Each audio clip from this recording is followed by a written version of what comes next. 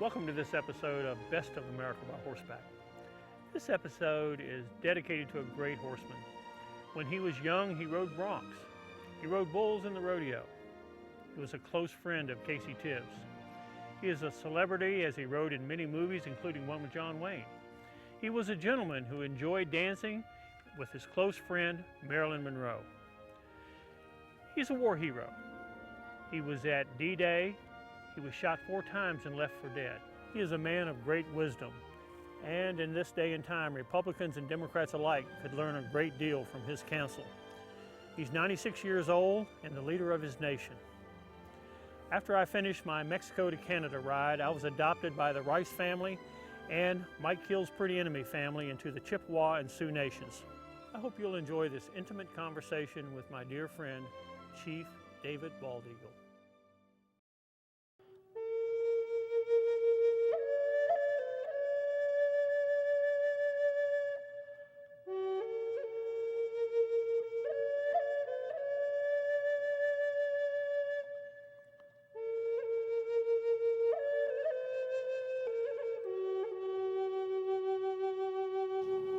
First question I wanted to ask you, what is it like dancing, visiting with Marilyn Monroe? Was she a sweet gal? Oh, she was better than what they always talk about her. Yeah, she never was a dope fiend or anything like that. She's really a regular girl. She's a jolly old happy-go-lucky. She dresses the way we appear in the movies or anything like that.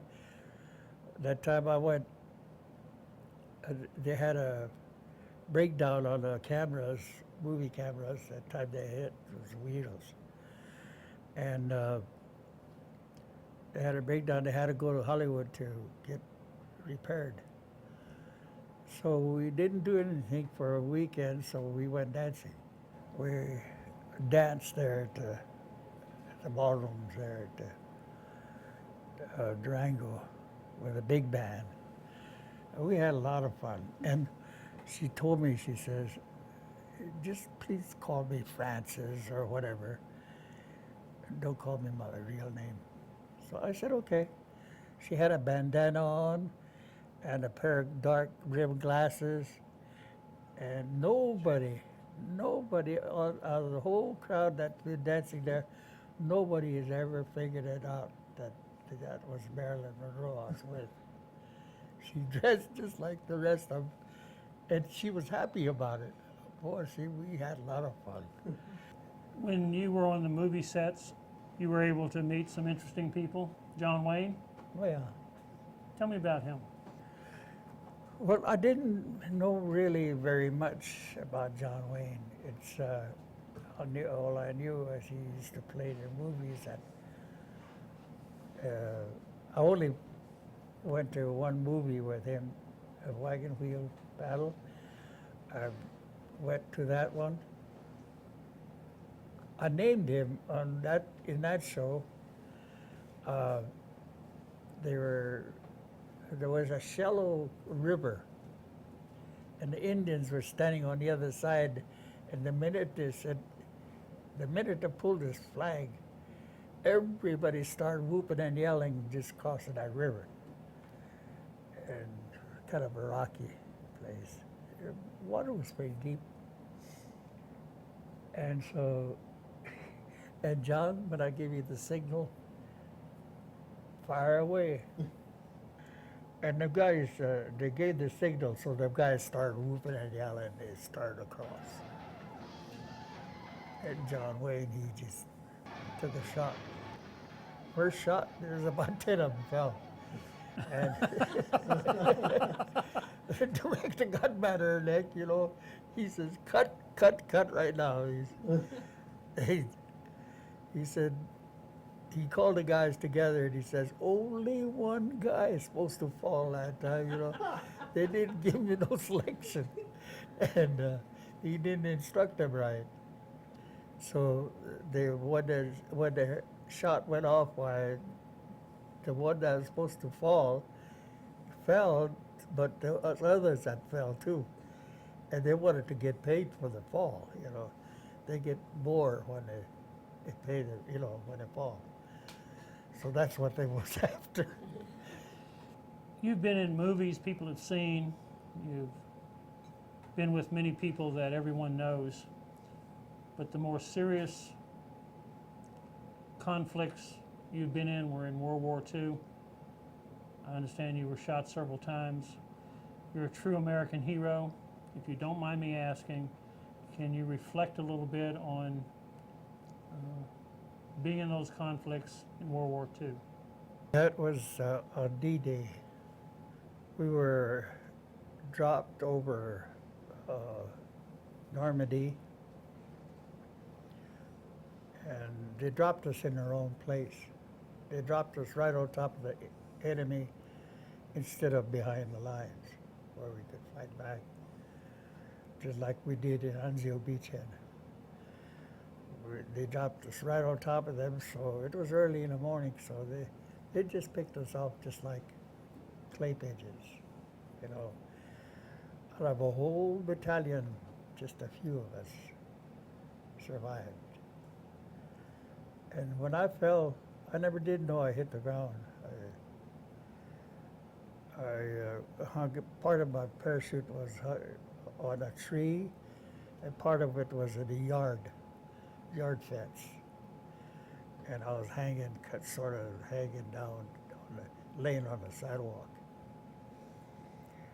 There was my helmet on top of me. I was left for dead. According to the story. And I was unconscious, of course.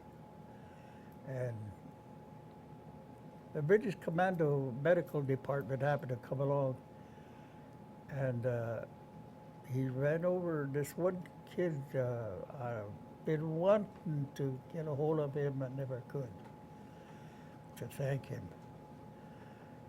He came over and felt my pulse, and my pulse was still beating.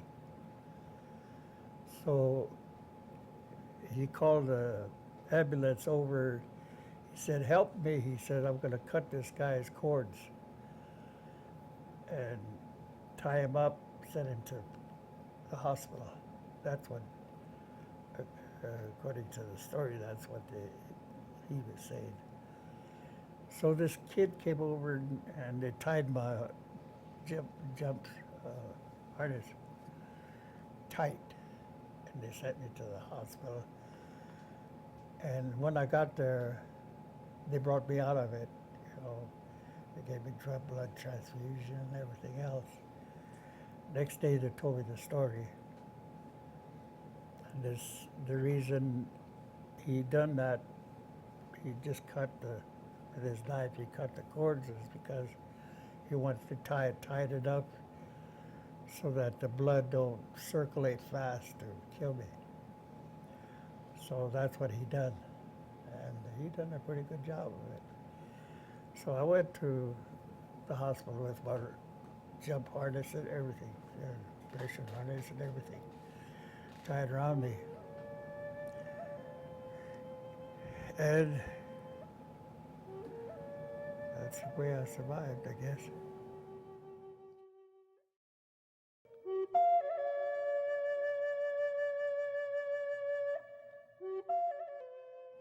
I won't say how old you are, but 80 years ago you started riding bronc horses in a rodeo.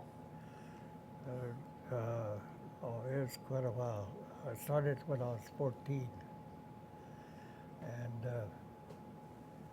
rode until I was 65. Bareback. Break many bones? Oh yeah. Which ones? How many? 2 on this side, my right leg, 2 on this side, and 1 my left leg, and 2 broken arms. Which you always went back. Oh yeah. It It gets in your blood, I guess. Rodeo. Then Casey Tibbs came along. He says, "I like your style," and wanted to take me to Europe to ride in a rodeo. So I went with him, and I rode over there at rodeo. And I got hurt while I was there. The horse fell with me. The horse fell on top of me and got hurt. They took me to the hospital, but nobody talked English, and I couldn't understand them. And here it just so happened my wife's mother was there, and she could talk English, so she interpreted for me. And so I got, if it had been for her, they probably would have butchered me. Just, and then next morning I was sitting there and here, you got some visitors. Well, who should come in? Casey Tibbs, Bill Linderman and his family. Casey and his girlfriend.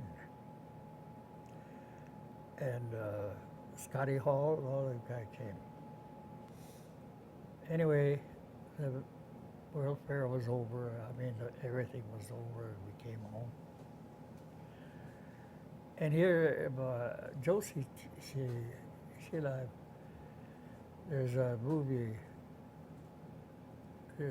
actress that wants to meet you. We'll go up to the American Building this evening. So we went up there, Casey and I, my girlfriend, we was up there and we made an appearance. And afterwards, as she was coming down a staircase in here, Casey's girlfriend said, that first girl, blonde, with long hair, she says, that's her. Me? I said, she wants to meet me. And I don't want to embarrass her. I said, me as an Indian meeting a movie star. And why not? She said, Casey's girlfriend. Why not? You're an actor yourself. So after her program was over, she came over. We got introduced, and we went to dinner together. And from that night on, we were together up to this day. Her and I, Josie. How do you teach people to deal with the atrocities and the injustices that have come down from the government over the years? How do you practice fairness, understanding, and to make a way? Well, politics don't really bother me. As just another group that's for nothing. I mean, that's the way I feel. I talk to them just like anybody else. I talk to them and they ask me, how do you feel towards me as a Republican? I said, well, you're just another guy to me, I said. Same way with Democrats or any other Republican parties. However, I said, the way you're carrying on now, I said, you're going to go downhill. What do you mean about that? There's too much greed. There's too much greed in your organizations. I don't know about Democrats, but I don't belong to either. I said, I'm a chief.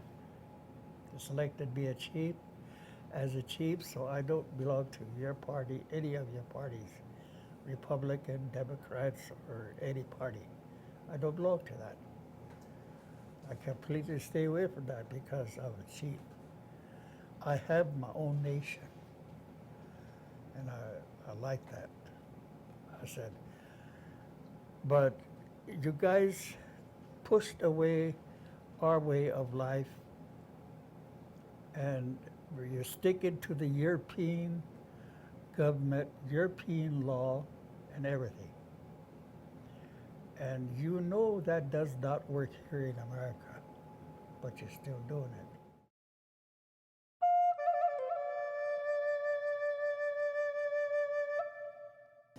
Horses are part of your soul. Tell me about your favorite horse of all time that was that perfect horse that you loved? Tell me about it. My best horse, we buried him about 2 years ago. We gave him a good burial with everything. Because he played in the movies with me, whole movies with me. And we called him Buffalo Boy. Buffalo Boy was born and raised in a buffalo ranch, and he was given to me. And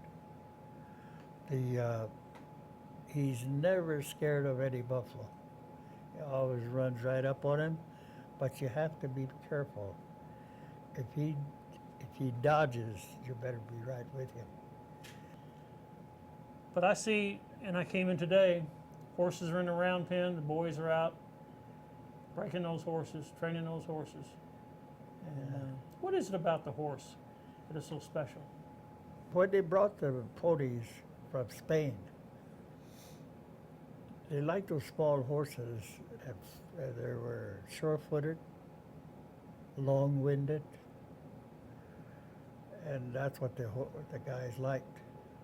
And they depended on them when they first came, and they practically made a team out of them, worked the horses, and also ox and so forth. But I believe that they built this America. They helped build it.